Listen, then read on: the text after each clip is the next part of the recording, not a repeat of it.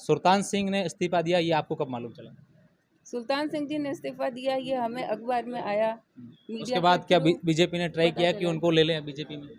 नहीं नहीं, हमें अभी बीजेपी को हम सक्षम है, अभी हमने सुल्तान सिंह जी से कोई संपर्क नहीं किया है। क्या आगामी ये रणनीति है कि उनसे संपर्क करके बीजेपी में शामिल करें? ऐसी कोई रणनीति नहीं है। तो अगर आए तो स्वागत है उनका। वो क्यों आएंगे? वो उन्होंने अपने मुंह से माना है कि मेवाराम जी मेरे माई बाप है। और क्योंकि अगर आमतौर पर देखा जाता है जिस पार्टी से जो नाराज होता है वो दल बदल करते हैं, ऐसा देखने को मिलता है, राजनीति में ये होता भी है। आप नेता प्रतिपक्ष हैं नगर परिषद के, आपने कितने लोगों के पट्टे बनवाए हैं अभी जब पट्टे शुरू हुए? जो वाजिब पट्टे आए हैं हमारे वार्डों के, हमारे क्या कार्यकर्ताओं पैसों के। की डिमांड की गई थी आपसे भी? नहीं, बिल्कुल हमसे तो कभी पैसों की डिमांड नहीं की गई है। तो क्या उपसभापति जो आरोप लगा रहे वो गलत है? बिल्कुल गलत नहीं है, दलाल तो घूम ही रहे हैं ना, हम हमारी आंखों से देख रहे हैं। और आपसे नहीं मांगे गए? नहीं, हमारे से कभी पैसे नहीं मांगे। सभापति उपसभापति ने जो आरोप लगाया कि सभापति हर काम के पैसे लेते हैं, इसमें आपको क्या लगता है कितनी सच्चाई है? क्योंकि सभापति और विधायक ने तो हालांकि ये कहा है कि हम जांच करवाएंगे, और सभापति ने साफ तौर पर इनकार कर दिया कि ये सिर्फ मेरे पर आरोप। अब क्या बीजेपी क्या करने वाली, क्योंकि प्रतिपक्ष नेता जो नगर परिषद वो आपके साथ हैं, किस प्रकार का अगला कदम रहेगा बीजेपी? इसको लेकर जब हमने विधायक से बात की और सभापति से बात की तो उनका ये कहना है कि जनता खुश है, जनता को पट्टे मिल रहे हैं। आप भी जनता के बीच जाती हैं, शहरवासियों के बीच जाते हैं, उनसे मिलते हैं, क्या वाकई में जनता त्रस्त है? अच्छा है। बाड़मेर नगर परिषद में सभापति और उपसभापति की पिछले कुछ समय से विवाद चल रहा है, जो अब जग जाहिर हो चुका है। उसका कारण यह है कि उपसभापति सुल्तान सिंह ने कल जिला कलेक्टर को इस्तीफा दिया, जिसके बाद देर शाम को विधायक मेवाराम जैन ने सभापति को और उपसभापति को बुलाकर उनके साथ वार्ता भी की और ऐसे संकेत दिए कि अब सब कुछ ठीक है। लेकिन ऐसे में अब बीजेपी ने इस पूरे मामले को लेकर प्रेस कॉन्फ्रेंस कर आज कई प्रकार के आरोप लगाए हैं। साफ तौर पर आज इनका बीजेपी के जो नेता प्रतिपक्ष हैं पृथ्वी चंडक और बीजेपी नेत्री डॉक्टर प्रियंका चौधरी, इन्होंने आज प्रेस कॉन्फ्रेंस की है। मीडिया को ये बताया कि आपस में जो खेल हैं वो पिछले लंबे समय से चल रहा है, जिसको लेकर बाड़मेर की जनता परेशान है। हमारे साथ खास बातचीत करने के लिए प्रियंका जी भी हैं और पृथ्वी चंडक जी भी हैं। मैं दोनों से बात करूँगा। प्रियंका जी, आखिर ये सारा खेल हुआ, उपसभापति इस्तीफा देता है, सारी बात मीडिया में सामने आती है, जग जाहिर होती है, तब बीजेपी को जरूरत पड़ती है प्रेस कॉन्फ्रेंस करने की, या फिर पहले भी आपने आवाज़ उठाई है? ऐसा है कि आप सब जानते हैं कि ये भ्रष्टाचार का खेल कोई आज का नहीं है। ठीक है, ये इनकी आपस की लड़ाई सामने अभी आई है, लेकिन भ्रष्टाचार तो सालों से चल रहा है। नहीं, बीजेपी को अभी क्यों जरूरत पड़ी, या फिर मीडिया के सामने आने की? क्या कल ही आपके संज्ञान में मामला है या इससे पहले भी आपने? नहीं, ऐसा है कि ये भ्रष्टाचार के जो मामले थे जब हमारे संज्ञान में आए तब हम कलेक्टर साहब से भी मिले हैं, उनकी भी जानकारी में हम हर बात लेकर आए हैं। चाहे 1610 1606 खसरे पे जो सरकारी कार्यालयों के लिए भूमि आवंटित है उस पर पट्टे बंटने की बात हो, चाहे ये जो महावीर नगर में खांचा भूमि था वो बहुत कम दर में आवंटित करने की बात हो, चाहे नंदी गौशाला के अंदर चारा घोटाला हुआ उसकी बात हो, ऐसी सारी बातों पर हम समय समय पर हम कलेक्टर साहब से भी मिले हैं, हम आयुक्त महोदय से भी मिले हैं और सबकी जानकारी में ये बात लेकर आए हैं। क्या उपसभापति ने जो आरोप लगाया कि सभापति हर काम के पैसे लेते हैं, इसमें आपको क्या लगता है कितनी सच्चाई है? क्योंकि सभापति और विधायक ने तो हालांकि ये कहा है कि हम जांच करवाएंगे, और सभापति ने साफ तौर पर इनकार कर दिया कि ये सिर्फ मेरे पर आरोप लगाया जाए। बीजेपी इसको किस रूप से देखती है?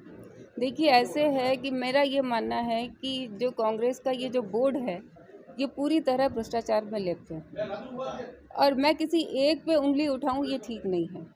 क्योंकि देखिए, मैं तो ये कहूँगी कि सभापति और उपसभापति नहीं, इसमें विधायक महोदय भी उतने ही लिप्त हैं, क्योंकि उनकी जानकारी के बिना या उनकी परमिशन के बिना कोई पट्टा जारी नहीं होता, हर चीज़ उनके संज्ञान में होती है। तो अगर जो भी गलती हुई है, जो भी पट्टों में गड़बड़ी हुई है, मेरा ये मानना है कि सब निश्चित रूप से बराबर तौर पर शामिल हैं। अब क्या बीजेपी क्या करने वाली, क्योंकि प्रतिपक्ष नेता जो नगर परिषद वो आपके साथ हैं, किस प्रकार का अगला कदम रहेगा बीजेपी? देखिए, हमने कुछ मांगे की है कि ये जो एक तो जो खसरों राज के भूमि के ऊपर जो पट्टे दिए जा रहे हैं, जो राजकीय सरकारी कार्यालयों के लिए आवंटित है, उस पर पट्टे ना दिए जाएं। दूसरी बात है, जो नगर परिषद क्षेत्र के बाहर जिन कॉलोनियों को नगर परिषद पट्टे दे रही है, कम से कम उनकी एक बार जांच होनी चाहिए कि वो किस आधार पर उनको पट्टे दे रहे हैं। इसको लेकर जब हमने विधायक से बात की और सभापति से बात की तो उनका ये कहना है कि जनता खुश है, जनता को पट्टे मिल रहे हैं। देखिए, हम पट्टे देने के खिलाफ नहीं हैं। आप भी जनता के बीच में जाते हैं। मेरी बात सुनिए, हम पट्टे देने के खिलाफ नहीं हैं, हम तो खुद ये चाहते हैं कि जो सालों से पट्टे नहीं मिले हैं जनता को, वो पट्टे उनको मिलने चाहिए। क्योंकि पट्टे मिलते हैं तो आज उनके जनता को बहुत फ़ायदा है और इसीलिए सरकार ने स्कीम भी चलाई कि 501 रुपये में एक पट्टा मिलेगा। लेकिन उस सरकारी आदेश की भी धज्जियाँ उड़ी। कौन सा पट्टा है जो 501 रुपये में दिया गया? जनता को तो फिर भी लूटने का काम चल रहा है। हम आम जनता को पट्टे देने के खिलाफ में बिल्कुल भी नहीं है। चलो, हम सिर्फ इतना चाहते हैं कि जो कांग्रेस के चहेते हैं उनमें बंदरबाट नहीं होनी चाहिए, गलत आवंटन नहीं होना चाहिए। अब ये जो खांचा भूमि थी इसका ढंग से नीलामी करनी चाहिए थी तो शायद राजस्व की हानि नहीं होती। तो पैसा अगर नगर परिषद बोर्ड में आता तो वो जनता के विकास के कार्यों में लगता। तो इस तरीके के जो गलत आवंटन हो रहे हैं हम उनके खिलाफ हैं। अच्छा, आप भी जनता के बीच जाती हैं, शहरवासियों के बीच जाते हैं, उनसे मिलते हैं, क्या वाकई में जनता त्रस्त है? 100% जनता इतनी त्रस्त है क्योंकि देखिए आज अगर सड़कों पे चलते हैं तो कितने गड्ढे हैं, आए दिन एक्सीडेंट होते हैं।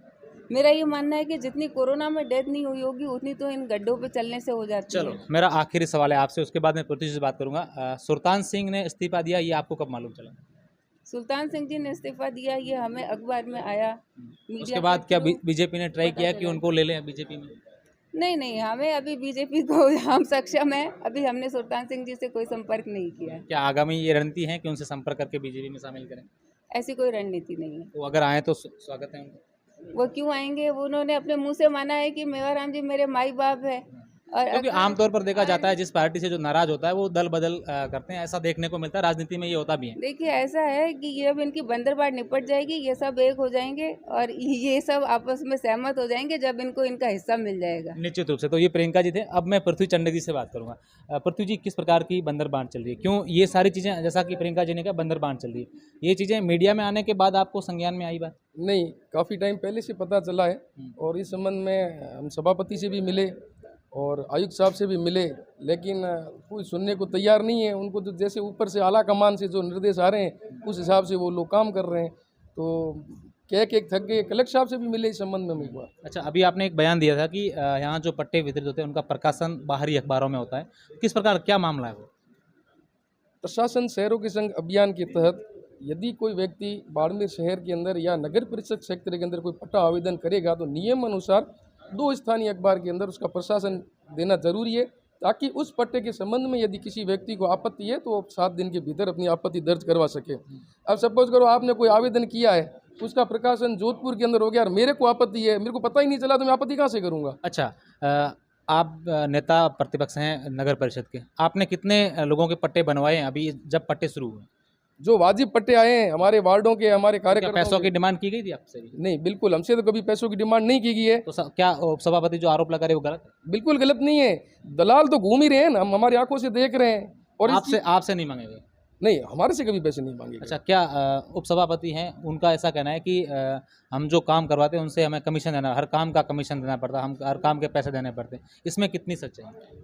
अब जब उपसभापति कह रहे हैं तो सच्चाई तो होगी जब वो कह रहे हैं। अच्छा, इसमें सभापति ने ये कहा कि 69A के जो पट्टे हैं वो उपसभापति द्वारा उनकी डिमांड की जा रही है, वो हम नियम विरुद्ध नहीं दे सकते हैं, वो क्या पूरा मसला है? बिल्कुल, जो शहर का जो मूल खसरा है और सरकारी जो ऊपर से निर्देश हैं, जो नियम है उसके अनुसार यदि वो सेक्टर उसमें नहीं आएगा तो उसमें नहीं मिलेंगे पट्टे। बाड़मेर के खूब ऐसी कच्ची बस्ती हैं जहाँ गुंसी तरह लागू नहीं होता, लेकिन हमारी सरकार से जरूर ये निवेदन है कि सरकार ने जो भी बेस ये रखा है उनको भी कच्ची बस्तियों को भी उसमें लिया जाए, ताकि वहाँ भी पट्टे, आज 69A का पट्टा तो 501 रुपये में सरकार का देने का वादा है और ये पट्टे किसी के 80,000 लग रहे हैं, किसी के लाखों रुपए लग रहे हैं। तो जनता को राहत देने के लिए हमारी राजस्थान सरकार से भी ये मांग है, जो कच्ची बस्ती हैं और जो बेस ये इन्होंने रखा है 2021 का, उससे पूरे यदि कोई दस्तावेज वो बता देते तो उनको भी गुंसित तरीके दी जाए। निश्चित रूप से बाड़मेर नगर परिषद में जिस प्रकार से उपसभापति और सभापति के बीच में विवाद चल रहा है, जो आग लगी है वो अब सुलझती नजर नहीं आ रही है, क्योंकि जिस प्रकार से कल इस्तीफे की बात हुई और अब बीजेपी ने प्रेस कॉन्फ्रेंस की है, इसको लेकर कई आरोप प्रत्यारोप सामने हैं। लेकिन आने वाले दिनों में देखने वाली बात होगी, क्या ये कलह यहीं पर समाप्त होती है या फिर इसका रूप और नया देखने को मिलेगा। कैमरा साथी भरत के साथ अशोक शेरा, बाड़मेर।